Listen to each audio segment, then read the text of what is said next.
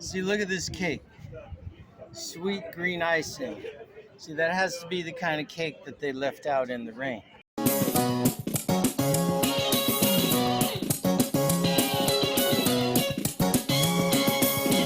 This is indeed a disturbing universe. Hello, greetings, and welcome. Welcome to the Stereo 999 YouTube channel. I am your host, the artist formerly known as Stereo Steve. And this week, we are going to talk about a genre of music that is near and dear to my heart. And I don't talk about it enough, but seeing other people talk about it makes me happy.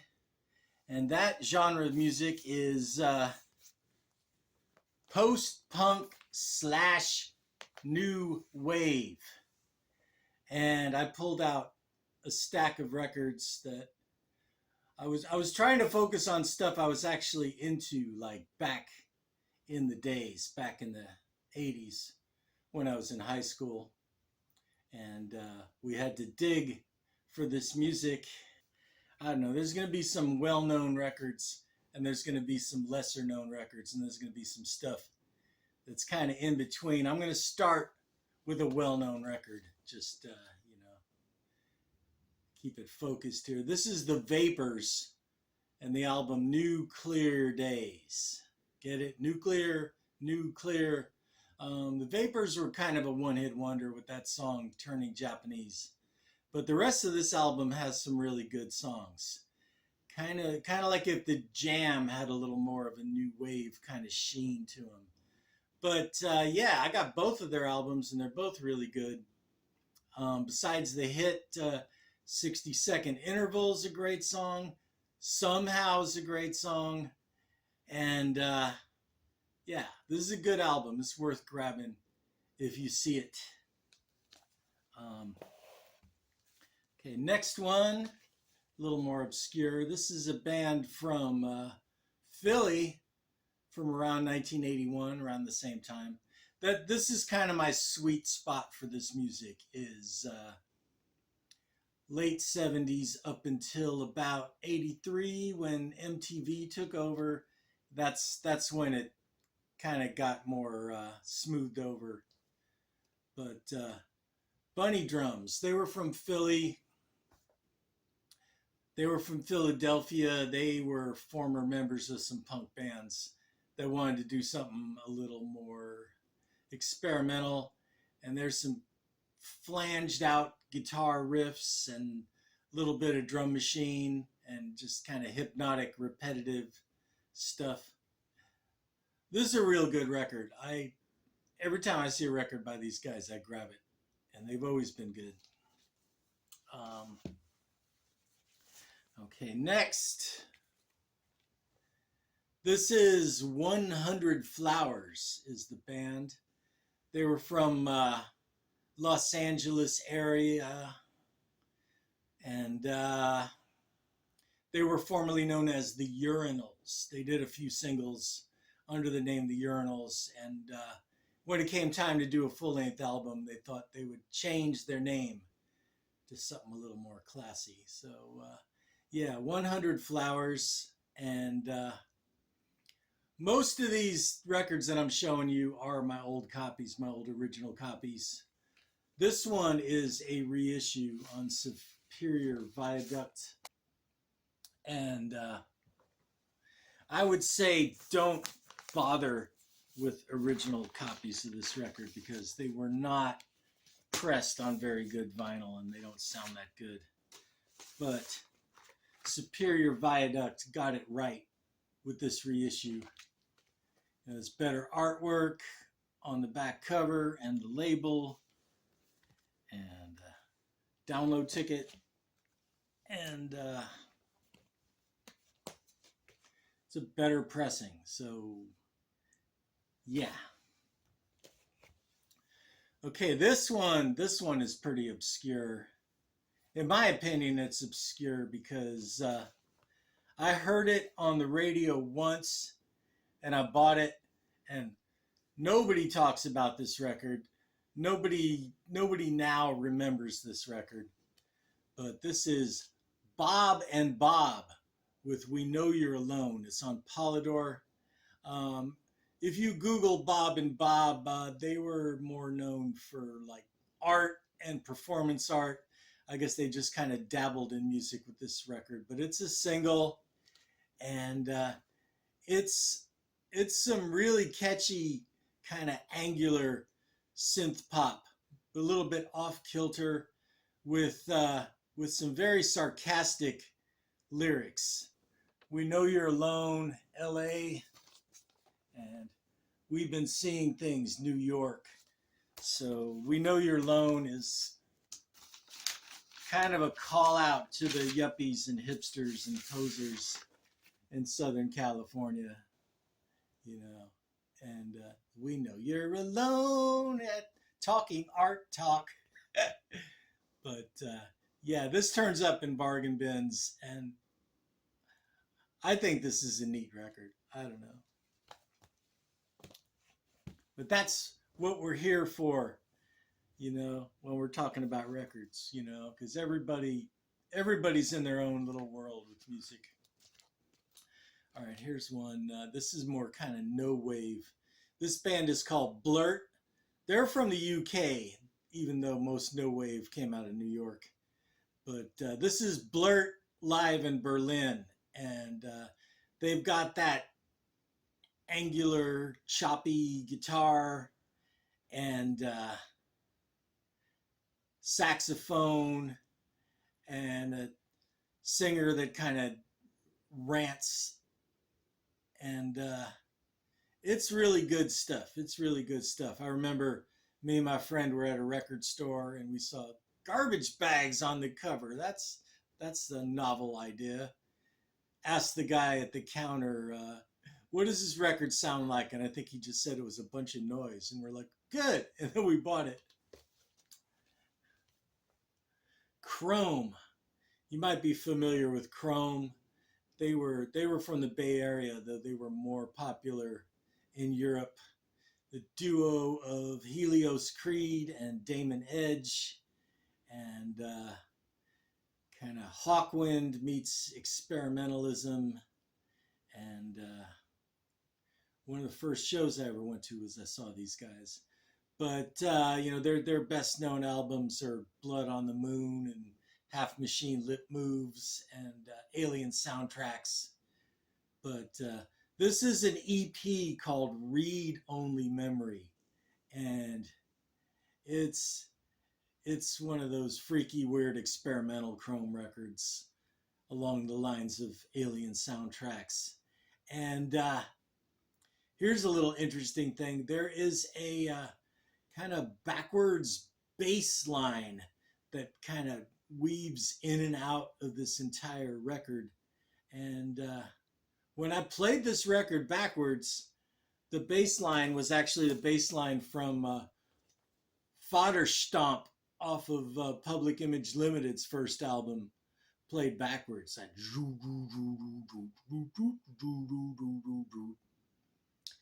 But yeah, moving right along. The first three Public Image albums, very experimental and on the post-punk tip.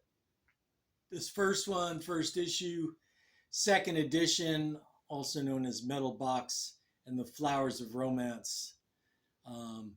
Definitely ahead of their time and definitely moving into some experimental art rock territory. Lydon was always interested in that stuff, even if he didn't always act like it. Okay, a little more obscure. I think they recently reissued this band's stuff on CD, but this band is called The Lines. I don't know that much about them, but this record is awesome. It's called Therapy, and it's that kind of atmospheric, introspective new wave, just kind of teetering on goth, but also in that kind of arty wire, the early modern English, but very contemplative kind of stuff. on this album. And this is their single, House of Cracks. This was how I discovered the lines, was the B-side of this single, House of Cracks, the song called Old Town, which is like a trippy instrumental with a really funky, catchy bass line to it. That's the thing with a lot of this music. The bass was more in the forefront. I think maybe it was the reggae influence. But there's, you know, the bass was doing more of the heavy lifting as opposed to the 70s rock that came before it, where the guitars did more of the heavy lifting.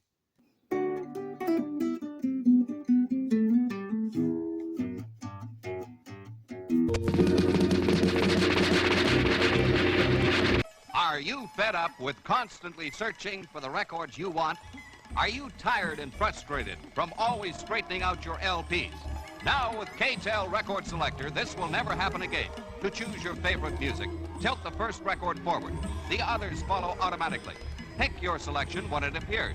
To choose more LPs, lead the next record forward and wait for your choice. The Record Selector is a new space-age design for selection and storage of records. Fingertip control regulates the speed of Record Selector. To replace the records, tilt the first record forward. Record Selector, with a mind of its own, will automatically stop where the LP was taken from. End awkward selection and storage of LPs with Record Selector. Attractively finished in a gift box. K-Tel Record Selector, only $3.99. God damn it, baby, no, I ain't lying to you. I'm only gonna tell you one time. Ah, yeah.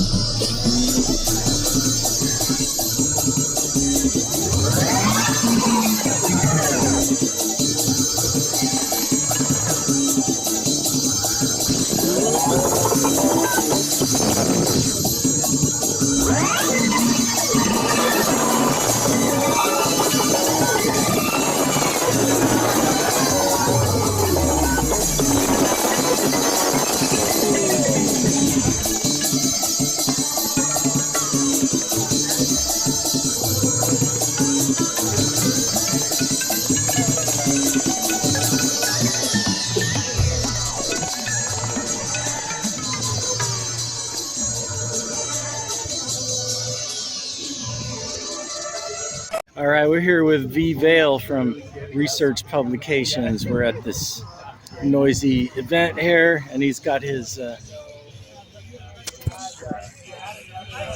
magazines that I'm sure most of you would be familiar with. So keeping to the theme of what I usually talk about in my videos, What are your feelings about this resurgence of vinyl records and record collecting among younger people these days? I think they're smarter than we are, these younger people. And they realized when a great archival format, which was actually much richer than what's come later, usually things evolve and get better, but that's not always the case. And in the case, what I loved about vinyl records was the artwork, that 12 and a quarter inch square, so that they told you your philosophy of life sometimes, like on the back of the Bob Dylan album, his first one. Yeah, you get a piece of art, you'd get literature. The introduction to the underground lifestyle, like, which wasn't going to work at 9 to 5 every day at a corporate job. It was the opposite. Yeah, I think a lot of subversion was spread by that. I mean, subversion, I don't mean that in a bad way. I mean something that helps people make a more creative life happen. And then I also I'm amused by the resurgence of cassettes. Apparently there were like billions in warehouses, and people just buy them now, and then they can make cheap recordings at home and sell them cheap. They're usually $10. There's kind of a good side and a bad side to that, because the cassette machines that they make nowadays are not as good as the old ones. That's too bad, because I have a bunch of them left over. They all still work. And it used to be you could find cassette machines at every thrift store for $20. Yeah, you still can, and there are, but I'm just saying you're better off with a refurbished old cassette deck than something new that's made in a sweatshop or I don't even go to stores where they sell brand new, recent manufactured cassette players. There's this guy on YouTube, TECHMOAN. He's British, and his whole thing is taking machines apart. He'll find old cassette players or old tape formats, but then he'll buy newer cassette players and take them apart and see why they don't work as good as. Be all like, this little cheap plastic motor, they don't use that. That's amazing. I'll just. Yeah, TECHMOAN is worth checking out. Wow, there's a niche for everything. Yeah, which is good. Yeah, it is good. It's kind of like the timeline splitting out. There's all these different subcultures, and of course, I'm sure you're very much aware of that. There's no such thing as too many subcultures, I guess. People ask me, where's the underground now? And I said, well, the underground is like you and your best friends. Yeah. And that's how you do your, hopefully, anti-consumerist, anti-conformist lifestyle. We'll kind of create our own underground. That you have to. Yeah, that can create room for more creativity. Of course. Artists never have. Artists create the future, and they never have enough money. Well, that's great. Well, thanks a lot for talking. Yeah, you're welcome. Thank you. I definitely don't have all of them. I just have a few, but I want to show you some of my research publications. This is the Industrial Culture Handbook, and it shows there's like Throbbing Gristle, Mark Pauline, Cabaret Voltaire, Non, Monty Cazaza, the Sordide Sentimentale label, SPK, which was Graham Revell, who went on to do movie soundtracks, Zev, who did a lot of crazy percussion kind of stuff. But yeah, all the pioneers of industrial, back when it was sheer racket before the sing-along choruses of Trent Reznor. Pranks. This is one of my favorite ones. It is what it says on the label. It's all about different pranks that were played in different ways. The Joe Cocker story is worth the price of admission. And the one about the garbage men that sounds like an urban legend.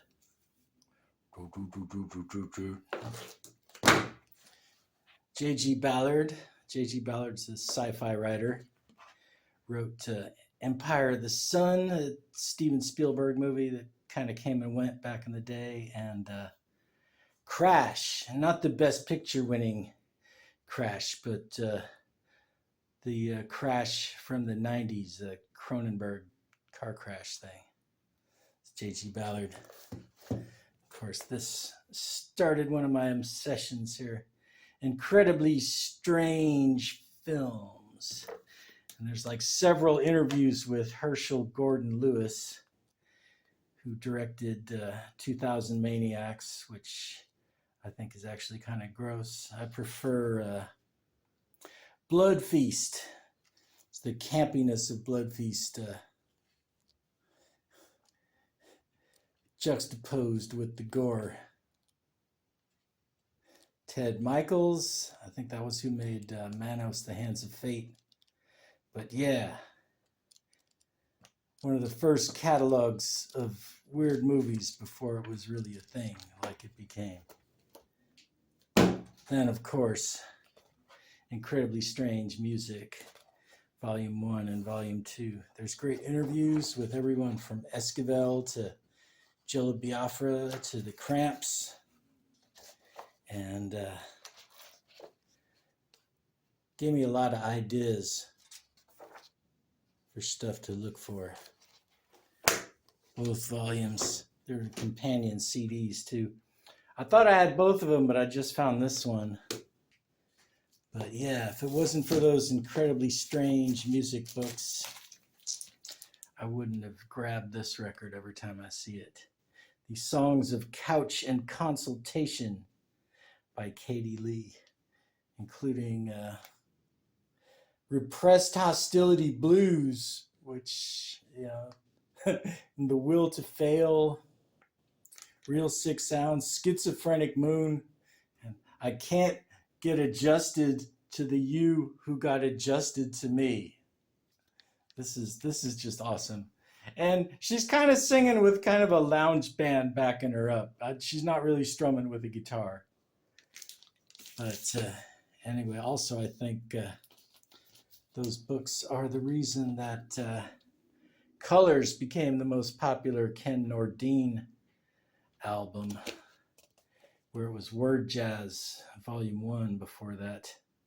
This album started out as a bunch of paint commercials that Ken Nordine did. And there were all these different poems about these different colors before it became this mind-blowing album. And weird thing with Philips and Mercury and Smash records from the 60s. A lot of times it'll say mono, but the record is actually stereo. And of course it sounds a little crackly from being played with a mono needle. But I think they were just cutting costs instead of making two masters and just putting a mono label on some of their stereo. I got a left bank that's like that too.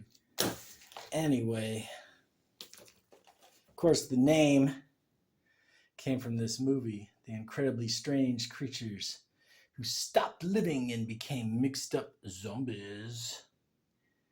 It's a musical. And that movie inspired Lester Bangs to write this insane story of radical groups taking over TV stations to force them to show more quality programming like that movie. Do the selfie stick swing. All right, here's another record. This is along the same lines, but I've never seen anybody talk about this record. This is a weird one. This is The Explosive Sounds of Jackson Payne. I'm guessing sometime like in the early 60s, maybe 62 or something. But Jackson Payne is a comedian who sets up these jokes, and then the punchline is a sound effect. And it starts out with a really hilarious bit about someone getting killed by a train. Okay then, that's my video. Thanks for watching. Like, subscribe, leave a comment, and peace.